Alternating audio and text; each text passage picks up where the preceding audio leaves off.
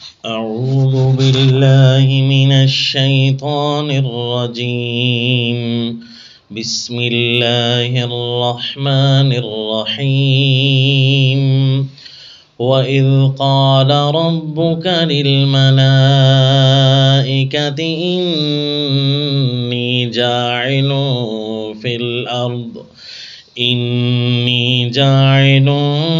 في الأرض خليفة قالوا أتجعل فيها من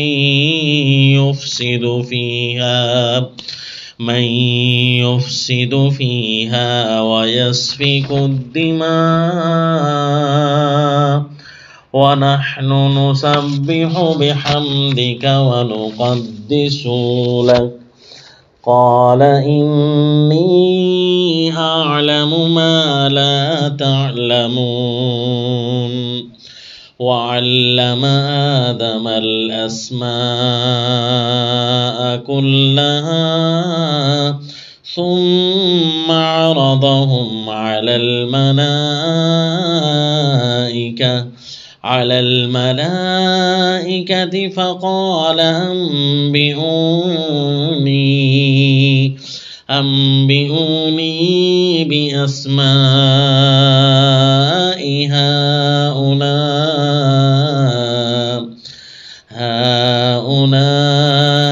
إن كنتم صادقين. قالوا سبحانك لا علم لنا إلا ما علمتنا إنك أنت العليم الحكيم. وصلی اللہ علی النبی الکریم. سورۃ البقرہ آیت نمبر 30 سے آج کا ہمارا سبق ہے. آپ پڑھ چکے کہ گزشتہ 20 آیتوں میں 3 جماعتوں کا تذکرہ اور اگلے پورے رکوع کے اندر اللہ کی طرف سے ہدایت کا پہلا درس عبادت اور اس کی ساری تفصیلات آپ سن چکے. اور اب یہ رکوع جب ختم ہوا کائنات ساری کو خطاب کیا، چاہے جو اللہ تعالیٰ کی ذات پاک کو ماننے والے تھے اور جو اللہ تعالیٰ کے وجود کے بھی منکر تھے ان کو بھی خطاب کیا اور ان کو بھی عقل کی استعمال کرنے کی دعوت دی. اب جب یہ رکوع ختم ہونے لگا تو لفظ علیم آیا اور بڑی حیرت کا نکتہ ہے کہ اگلے سارے رکوع میں علم کی باتیں ہیں. اللہ تعالیٰ اپنے علم کی طاقت ارشاد فرمائیں گے، کائنات انسانیت کو سمجھائیں گے، بتائیں گے کہ تم کس اللہ کے بندے ہو، لہذا اسی اللہ کی عبادت کرنی ہے. اب وَإِذْ قَالَ رَبُّكَ لِلْمَلَائِكَةِ یہاں سے 2 واقعوں کی طرف اشارہ ہے اور دونوں کے شروع میں لفظ اذ آئے گا. پہلا وَإِذْ قَالَ رَبُّكَ لِلْمَلَائِكَةِ اور دوسرا وَإِذْ قُلْنَا لِلْمَلَائِكَةِ اسْجُدُوا لِآدَمَ. یعنی وہ وقت یاد کرنے کے قابل ہے جب فرمایا اللہ نے فرشتوں کو. یہ پہلے چونکہ کائنات انسانیت کو خطاب کیا نا کہ لوگوں تمہیں میں نے بنایا ہے، تمہارا کریٹر میں ہوں، تم میری مخلوق ہو. تو اسی طرح ایتھیسٹ لوگوں اور دہریوں کو جو منکر خدا تھے، جو اللہ کے ذات کا بھی کفر کرتے تھے، کیف تکفرون باللہ سے ان کی طرف اشارہ تھا. تو ان کو بھی بتایا کہ تم آدم سے وجود میں آئے ہو، کائنات ہستی میں تم نے جب قدم رکھا ہے تو یہ کون تھا جو تمہیں لانے والا تھا؟ یہ اللہ ہی تھے. تو اب ان ساروں کو یعنی ہر قسم کی انسانیت کو پہلا واقعہ سنایا کہ سب سے پہلے جب تمہاری ابتدائی آفرینش، سب سے پہلے جب تمہاری تخلیق شروع ہونے لگی تھی تو اس وقت کیا واقعہ پیش آیا تھا. اللہ کریم نے ایک دفعہ فرشتوں کو وحی فرمائی. کیا جی؟ اذ قال ربک للملائکۃ انی جاعل فی الارض خلیفہ. واقعے کے سارے خد و خال جو ہے بیان کرنا مقصود نہیں ہوتا، خد و خال کی طرف اشارہ کر دیا جاتا ہے تاکہ پوری کہانی کا پلاٹ سمجھ آ جائے. تو اب وہ پورا کا پورا انوائرمنٹ یہاں نہیں بیان کیا گیا، پورا کا پورا صورتحال ماحول یہاں، وہاں صرف ایک مقصودی جملہ تھا کہ کائنات انسانیت کی جب ابتدا ہونے لگی تو اس وقت اللہ کریم نے فرشتوں کو کیا فرمایا. زمین اس وقت بن چکی تھی، آسمان کا وجود آ چکا تھا. اس وقت اللہ کریم نے فرمایا اذ قال ربک، جب فرمایا تیرے رب نے للملائکہ فرشتوں کو، انی جاعل فی الارض خلیفہ، بے شک میں بنانے والا ہوں فی الارض زمین میں خلیفہ ایک نائب، خلیفہ منی یعنی اللہ کی طرف سے وہ نائب ہوگا احکام کا۔ اللہ کا کوئی نائب عبادت کا تو بن نہیں سکتا، اللہ کا کوئی نائب خالق ہونے کے لحاظ سے تو ہے نہیں کہ اللہ بھی خالق ہو اور اس کا نائب بھی خالق ہو، نہیں۔ احکام کے سنانے میں، احکام کے پہنچانے میں، احکام کے لاگو کرنے میں اللہ براہ راست بھی لاگو کر سکتے ہیں اور بندے کے ذمے بھی لگا سکتے ہیں کہ تم یہ کام کرو، جس طرح اللہ نے انبیاء کے ذمے لگائے، جس طرح اللہ نے عمراء کے ذمے لگائے کہ تم اپنی اپنی رعیت پر یہ احکام نافذ کرو۔ تو اسی طرح یہ اس اعتبار سے خلیفہ ہے، انی جاعل فی الارض خلیفہ، میں زمین میں ایک اپنے احکام کا نائب بنانے والا ہوں۔ جب جیسے یہ لفظ آیا نا تو خلیفہ تو اس کو کہتے ہیں کہ جو اللہ کے احکام نافذ کرتا ہو، احکام اس کو کہتے ہیں کہ جس میں امر بالمعروف اور نہی عن المنکر ہو۔ نہی عن المنکر تو تب ہو سکتا ہے کہ جب کسی کے اندر گناہ کی طاقت ہو، منکر کی طاقت ہو اور وہ منکر کرنے لگے تو پھر اس کو روکے۔ احکام کے نفاذ کا تو یہ مطلب ہوتا ہے، یہ ساری کی ساری کہانی اس ایک لفظ سے فرشتوں کی سمجھ میں آ گئی۔ تو فرشتوں نے فوراً سوال کر دیا، اللہ تعالیٰ سے حکمت دریافت کرنے کی درخواست کر دی۔ قالوا اتجعل فیہا من یفسد فیہا، جہاں تک تو بات ہے نا نیکی کی کہ نیکی کریں گے وہ تو امر بالمعروف تو سمجھ آ گئی، لیکن نہی عن المنکر ہوگا، منکر اس کا مطلب ہے ہوں گے نا زمین پر اس کائنات انسانیت کے بننے کے بعد، تو اے اللہ جب انہوں نے منکرات کرنے ہیں تو بہتر ہے کہ بنائی نہ ان کو۔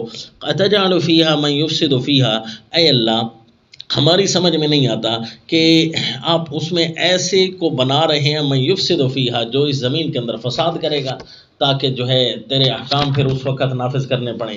وَيَسْفِكُ الدِّمَاءَ، اور بہائے گا خون، اے اللہ ایسوں کو تو بناتا ہے جو خون بہائیں۔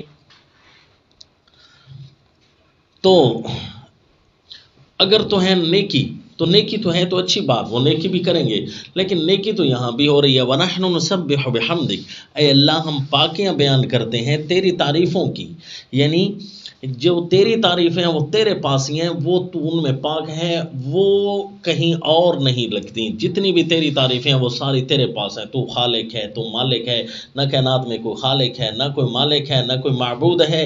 اے اللہ جو تیری صفتیں ہیں ہم ان کی پاکی بیان کرتے ہیں۔ وَنُقَدِّسُ لَكَ، اور تیری ذات کو پاک سمجھتے ہیں، تیری خوبیوں کے ساتھ تیری ذات کو بھی پاک سمجھتے ہیں کہ تیری ذات کے اندر کسی قسم کا کوئی عیب نہیں۔ تیری خوبیاں جس طرح پاک ہیں کہ ان خوبیوں میں تیرا کوئی شریک نہیں، اسی طرح تیری ذات بھی پاک ہے، تیری ذات میں بھی کوئی شریک نہیں۔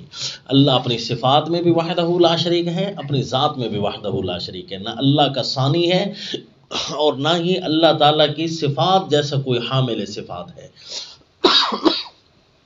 تو یہ دو صیغے آ گئے، جس طرح اے اللہ تو اپنی صفات میں پاک ہے، ہم تیری پاکی بیان کرتے ہیں اور تیری ذات کی بھی پاکی بیان کرتے ہیں۔ تو اے اللہ، اب لفظ خلیفہ سے تو یہی سمجھ آئی، یعنی یہ سارے اقوال سے اب آپ بچ گئے کہ فرشتوں کو کیسے پتہ چلا کہ بھئی انسان جو ہے زمین میں خون خرابہ کرے گا، اور یہ وہ فرشتوں کو وہ انسان کا کوئی خمیر دیکھ لیا تھا، یہ انسان کے کوئی جو ہے عناصر اربع کا جوڑ دیکھ لیا تھا، بھئی یہ بے جوڑ چیزیں جوڑ میں آ رہی ہیں تو ظاہر ہے یہ کوئی دھماکہ ہوگا یا انسانیت، تو اس قسم کی بڑی تعویلات ذہن میں آتی ہیں۔ مفسر قرطبی رحمہ اللہ، مفسرین اکرام اللہ ان کے زندگیوں پر اور اللہ ان کی آخرت کی زندگیوں پر برکات کا نزول فرمائے، انہوں نے ایسے مسائل کو حل کیا ہے۔ لفظ خلیفہ نے ہی ساری کہانی فرشتوں کے سامنے کھول دی تھی، اس لیے وہ پوچھنے لگے نحن نسبح بحمدک ونقدس لک، اے اللہ اگر امر بالمعروف کا تذکرہ ہے تو اس کا مطلب تو یہ ہوگا کہ یہ جو مخلوق پیدا ہو رہی ہے نیکیاں کرے گی، نیکیاں تو اے اللہ ہم بھی کر رہے ہیں۔ اور نہی عن المنکر سے پتہ چلتا ہے احکام کے نفاذ سے کہ یہ جو ہے گناہ کریں گے، اے اللہ پھر جب گناہ کریں گے تو ان کو بنائے کیوں؟ تو بہرحال یہ فرشتوں کو اللہ جب جتنے بولنے کی اجازت دیتے ہیں اتنے ہی فرشتے بولتے ہیں، اللہ کی مرضی کے بغیر تو وہ کچھ کرتے ہی نہیں ہیں۔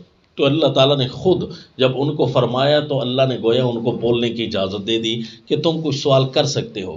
جب انہوں نے ایسا سوال کیا تو اللہ تعالیٰ نے ان کو ایسا جواب ارشاد فرمایا جو حکمت سے بھرپور تھا۔ کیا جی؟ کہ اس جواب کے سارے پہلوؤں سے تمہیں واقف نہیں کرایا جائے گا، جواب ایسے رنگ میں دیا کہ سارے پہلوؤں سے واقف بھی نہیں کرایا جائے گا اور سارے پہلو تم سے پوشیدہ بھی نہیں رکھے جائیں گے اس سوال کے. تب اللہ تعالیٰ کی حکمت حاکمیت سمجھ آئے گی کہ انی اعلم ما لا تعلمون، فرمایا کہ میں وہ چیزیں جانتا ہوں جو تم نہیں جانتے. اس کا مطلب ہے تمہارے سامنے صرف یہی چیز آئی ہے نا کہ وہ امر بالمعروف اور نہی عن المنکر کرے گا، بہت چیزیں اور بھی ہیں اس کے علاوہ بھی جو تمہارے اندر اس کی انسٹالیشن نہیں ہوئی، تمہارے اس ظرف میں وہ نہیں آ سکتی، تمہیں میں نے نہیں بتایا، لہٰذا میں ہی وہ ساری چیزیں جانتا ہوں. تو یہ ایک ایسا جواب تھا کہ اللہ نے تخلیق انسانیت کی پوری وجہ نہ بتائی اور نہ پوری وجہ کو پوشیدہ رکھا. اللہ تعالیٰ نے فرشتوں کو ایک تیسری بات سمجھانے کے لیے جو ان کے ذہن میں نہیں تھی، ان کے ذہن میں صرف دو ہی چیزیں تھیں، اور تیسری ایک چیز سمجھانے کے لیے ایک انسانیت کے اندر ایک ایسا فیچر انسٹال کیا تھا جو کہ فرشتوں کا اس کو پتہ نہیں تھا. تو فرشتوں کے سامنے اللہ تعالیٰ نے اب وہ دکھایا. پہلا وعلم آدم الاسماء کلھا، سکھایا آدم علیہ السلام کو الاسماء. اللہ تعالیٰ نے پہلی انسان کا نام آدم رکھا کیونکہ اس کے رنگ کے مطابق یہ گندم گوں تھا، ان کا معنی ہوتا ہے، تو گندمی کی رنگت والے جو ہے ان کو آدم کہتے ہیں. تو یہ پہلے کا نام آدم اللہ نے رکھا علیہ السلام، پہلے انسان کا نام. وعلم آدم الاسماء کلھا، اور سکھائے آدم علیہ السلام کو اللہ نے نام ساری چیزوں کے. اب یہاں پر اللہ تعالیٰ نے تخلیق انسانیت کی بعض پہلوؤں کو ذکر کیا، سارے پہلوؤں کو ذکر نہیں فرمایا کہ میں نے کیسے اس کو بنایا، مٹی سے بنایا، پھر مٹی کے خلاصے سے، پھر کیا ترتیب تھی، تو پھر وہ اور صورتوں میں تھا جہاں اس سوال کی ضرورت پڑے گی. یہاں صرف کائنات انسانیت کے ابتدائی آفریشش کی اس واقعے کو سنانا مقصود تھا جو واقعہ پیش آیا. تو فرمایا اس کے بعد ہم نے سکھائے آدم علیہ السلام کو نام کلھا، سب کے سب چیزوں کے، یعنی کون سے؟ جو انسانوں کی ضرورت کی چیزیں تھیں، جو انسانوں کو پیش آنے والے تھے، فرشتے جن چیزوں سے پاک ہے وہ سارے کے سارے اللہ نے سکھا دیا سیدنا آدم علیہ السلام کو. کیونکہ جس علم کی ضرورت ہوتی ہے نا، علم الانسان ما لم یعلم، اللہ انسان کو وہ چیزیں خود بخود سکھا دیتا ہے جس کو انسان نہیں جانتا اور اس کو اس کی ضرورت ہوتی ہے. جس طرح بچہ ہوتا ہے نا، اللہ اس کو سکھا دیتا ہے، چاہے انسان کا ہو چاہے جانور کا ہو، کہ کہاں سے تجھے خوراک ملے گی اور کیسے تو نے اس کو لینا ہے. تو یہ اللہ تعالیٰ نے اس کی فطرت میں ہی کوئی انسٹال کر دیا ہوتا ہے، اس کو سمجھا دیا ہوتا ہے. تو سیدنا آدم علیہ الصلوۃ والتسلیم تو جیسے ہی پیدا ہوئے تو پیدا ہوتے ہی وہ بچپنے میں نہیں آئے، براہ راست اللہ نے ان کو جوانی عطا فرما دی، سمجھ عطا فرما دی. تو اللہ تعالیٰ نے ان کو ضرورت کی وہ ساری کی ساری چیزیں سکھا دی جو ان کو پیش آنے والی تھیں. ثم عرضهم علی الملائکہ، پھر اللہ نے ان چیزوں کو فرشتوں پر پیش کیا. ہم سے وہ ساری چیزیں مراد ہیں. ان کے اندر کچھ عقلیات تھیں اور عقلیات کا ان کے اندر غلبہ تھا، اس لیے ہم ضمیر کو ذوی العقول والی ضمیر لگائی کہ بہت ساری چیزیں ایسی تھیں جن میں عقلیات چلتی تھیں. تو ثم عرضهم علی الملائکہ، فرشتوں پر پیش کیا. ہاں بھائی اس کو کیا کہتے ہیں، اس کو کیا کہتے ہیں؟ تو فرشتے تو حیران ہو گئے. اللہ نے پوچھا انبئونی باسماء ہؤلاء، یہ اللہ تعالیٰ فرشتوں سے جواب نہیں لینا چاہتے تھے بلکہ ان کو ان کا جواب دینا چاہتے تھے جو انہوں نے سوال کیا تھا. کیونکہ ان کے سامنے تو دو ہی چیزیں ہیں، جس طرح کہ ایک مشینری کے سامنے صرف اس کا اپنا ہی استعمال ہو تو وہ تیسری چیز کا استعمال جب اس کے اندر فیچر ہی انسٹال نہ کیا گیا ہو تو اس کو وہ استعمال ہی نہیں جانتا. تو اللہ تعالیٰ فرشتوں کو یہی سمجھانا چاہتے ہیں کہ کائنات انسانیت کے کچھ ایسے فیچر ہیں کہ جو تمہیں نہیں پتہ، کچھ ایسے ان کے اندر ایسی چیزیں ہوں گی جس کا تمہیں علم نہیں ہے، وہ ایک چیز اب تمہیں بتا رہا ہوں. تو اس کا مطلب ہے ہر سوال جواب لینے کے لیے نہیں ہوتا بلکہ ہر سوال کسی جواب کو سمجھانے کے لیے بھی ہوتا ہے. تو یہ وہ سوال تھا جو کسی جواب کو سمجھانے کے لیے تھا. انبئونی باسماء ہؤلاء، بتاؤ مجھ کو ان چیزوں کے ناموں کے بارے میں، ان کنتم صادقین، اگر تم سچے ہو کہ چیزیں تو دو ہی ہیں، یا سچائی ہے یا برائی ہے، صرف یہی دو چیزیں ہیں. حالانکہ کچھ اور بھی بہت ساری چیزیں ہیں. اگر تم سچے ہو اس دعوے میں کہ چیزیں تو دو ہی ہوتی ہیں، نہیں، چیزیں بہت ساری ہوتی ہیں. تم صرف اور صرف وہی چیزیں دیکھ سکتے ہو جن کا تمہیں پتہ ہے اور جو تمہارے اندر تمہاری فطرت میں ہے. تمہیں ان چیزوں کے بارے میں نہیں پتا جو دوسروں کی فطرت میں. جس طرح مثلا ہم انسان ہیں، ہم انسان کو کائنات کی ساری مخلوقات کی چیزوں کا ہمیں کوئی علم نہیں ہے کہ یہ کیا کرتی ہیں، یہ کیا کھاتی ہیں. پانی کے اندر اب سینکڑوں قسم کی مخلوقات رہتی ہیں اور ان کے ایسے عجائبات فن ہیں کہ لکھنے والوں نے اس پر کتابیں لکھنی شروع کر دیں جو اس کے سائنسدان تھے یا جو مطالعہ کرنے والے تھے.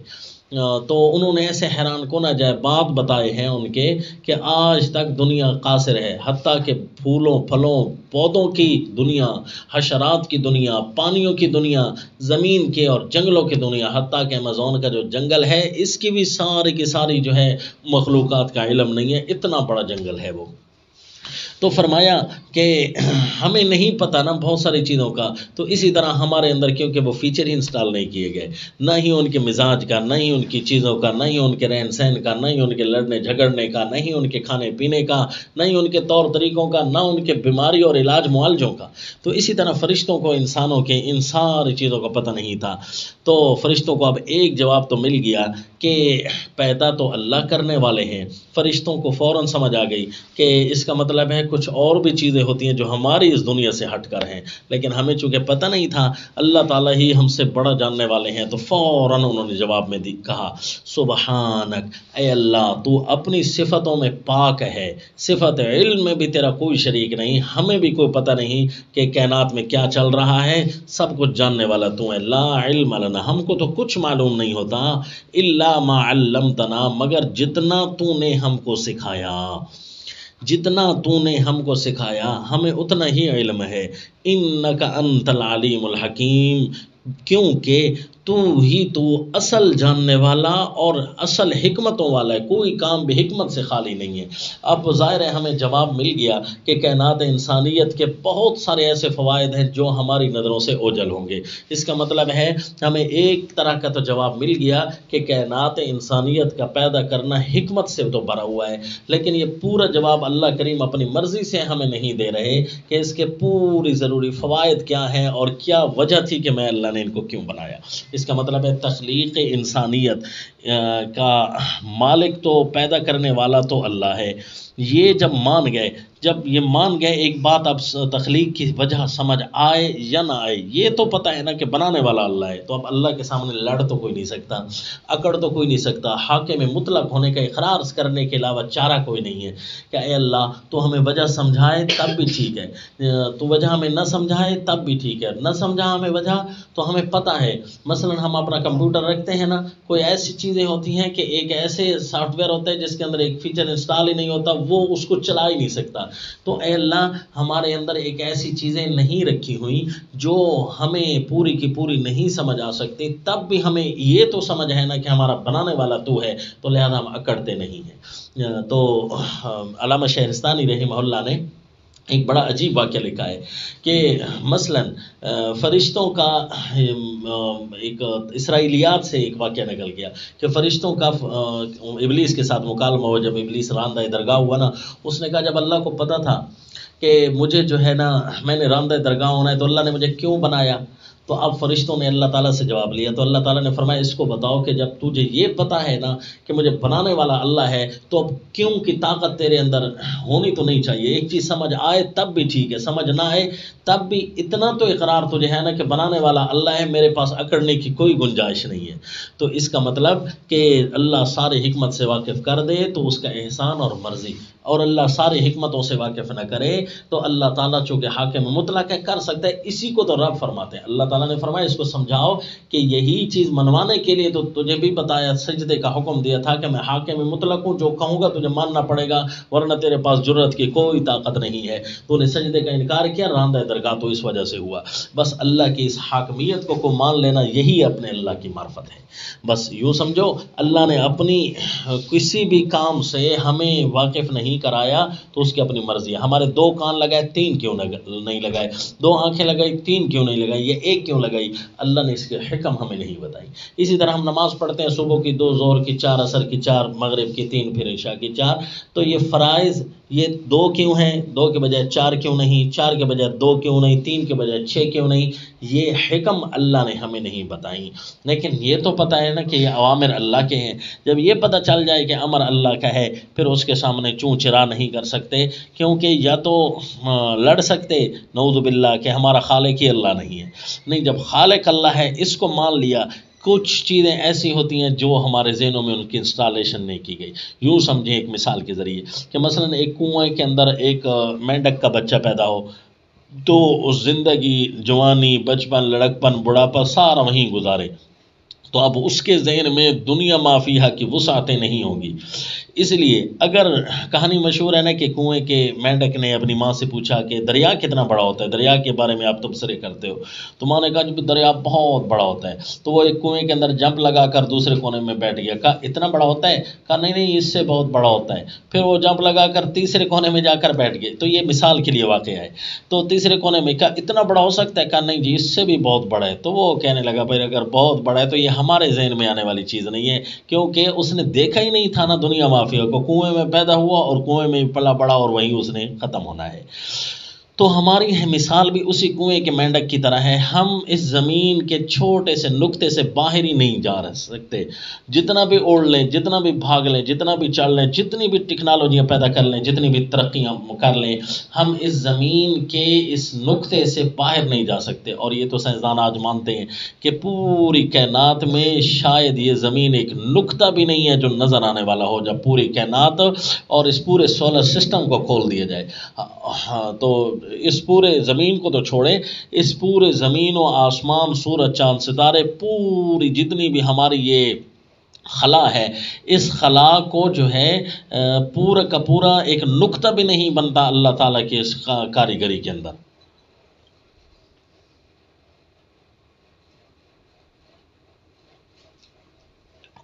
تو اس کا مطلب کہ جب ہم اس چھوٹی سی زمین سے ہم نکل ہی نہیں سکتے تو ہم اپنے اللہ کی اتنی بڑی وسعتوں کو چیلنج کیسے کر سکتے ہیں؟ لہذا اسی پر ایمان رکھ کر اب آگے چلیں۔ اللہ نے فرمایا قال یا آدم، اے آدم اب آپ بتائیں، انبئہم باسمائہم، اب آپ بتائیں ان کے ناموں کے بارے میں۔ فلما انبأہم باسمائہم، جب وہ بتایا ان کو فرشتوں کو سیدنا آدم علیہ الصلاۃ والتسلیم نے ان ناموں کے بارے میں، قال، تو اللہ نے فرمایا الم اقل لکم، کیا میں نے تمہیں نہیں کہا تھا، انی اعلم غیب السماوات والارض، اللہ نے اب اس جملے کو کھولا، جو جملہ اللہ نے فرشتوں کے سامنے بولا تھا انی اعلم ما لا تعلمون، اب اس جملے کو کھولا کہ انی اعلم غیب السماوات والارض، میں آسمانوں اور زمین کا غیب جانتا ہوں، واعلم ما تبدون وما کنتم تکتمون، میں نے کہا تھا نا کہ 7 یہ آسمان جمع بولے کل کے سبق میں، تو آسمان کتنے ہیں؟ 7 ہیں، یہ ایک عالم غیب کی باتیں ہیں، لیکن سماوات سے مراد اگر بلندیاں ہیں تو جس طرح کے فلسفہ یونان والے لیتے ہیں، تو ان بلندیوں کے سامنے آپ کو 7 چیزیں گنوائی تھیں کہ سورج، ستارے، سیارے، چاند، ہوا، یہ ساری چیزیں، تو ان کے اندر اب اتنے بڑے سورج کے اندر کیا کچھ ہو رہا ہے، اتنے بڑے چاند کے اندر کیا کچھ ہو رہا ہے، سارے سیاروں کے اندر کیا کچھ ہو رہا ہے، اور تو چھوڑیں اس زمین کے اندر جو 7 بر اعظم ہیں، اس 7ویں بر اعظم انٹارکٹیکا جس کے اندر آبادی نہیں ہے، اس کے بھی سارے رازوں کا ہمیں نہیں پتہ۔ تو اللہ نے فرمایا اتنا بڑے آسمان اور زمین ہیں، ان کے سارے رازوں کو، ان کی چھپی باتوں کو میں ہی جانتا ہوں، وَأَعْلَمُ مَا تُبْدُونَ وَمَا كُنْتُمْ تَكْتُمُونَ، اور تم اپنی باتیں ان کی چھوڑو، اپنی بھی سوچو، تمہاری ساری وہ چیزیں جو تم ظاہر کرتے ہو اور جو تم چھپاتے ہو، یعنی جو چیزیں ابھی تک تمہارے دل میں ہیں وہ بھی مجھے پتہ ہیں، اور جو ابھی دل میں راز بنی نہیں وہ بھی مجھے پتہ ہیں، اور کل جو تم نے کرنا ہے تم نے اپنے بارے میں تمہیں نہیں پتہ، میں اللہ کو یہ بھی پتہ ہوتا ہے۔ لہٰذا سوال تو وہاں کیے جائیں جہاں سب کچھ پتہ ہوتا ہے، لہذا ایسا سوال جس کے علم کا احاطہ تمہیں نہیں ہو سکتا، تمہیں اس کا جواب پورا کا پورا نہیں سمجھ آ سکتا، جب میں اللہ کی قدرت اور چاہت ہوگی تو اس وقت سمجھاؤں گا۔ تو اللہ تعالیٰ کی مرضی آئے گی تو اللہ ہمیں جنت میں یہ سارے علوم عطا کریں گے، نہیں تو یہ ہمارا چھوٹا ذہن، چھوٹی سی زندگی میں، یہ چھوٹی سی دنیا کے اندر یہ سارے کو چیزیں نہ دیکھ سکتا ہے، جب سمجھتا تو درکنار، دیکھ ہی ہم ساری چیزیں پوری نہیں سکتے۔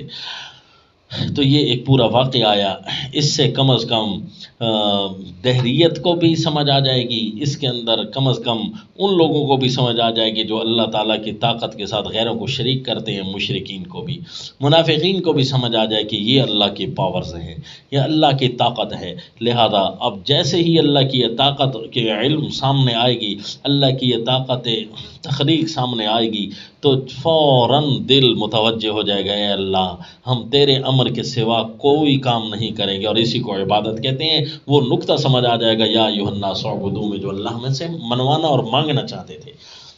اب دوسرا واقعہ یہاں سے، وَإِذْ قُلْنَا لِلْمَلَائِكَةِ اسْجُدُوا لِآدَمَ فَسَجَدُوا إِلَّا إِبْلِيسَ سے یہ دوسرا واقعہ شروع ہونے لگا ہے۔ یہ انشاءاللہ کل کے سبق میں، آئندہ کے سبق میں، وَمَا عَلَيْنَا إِلَّا الْبَلَاغُ۔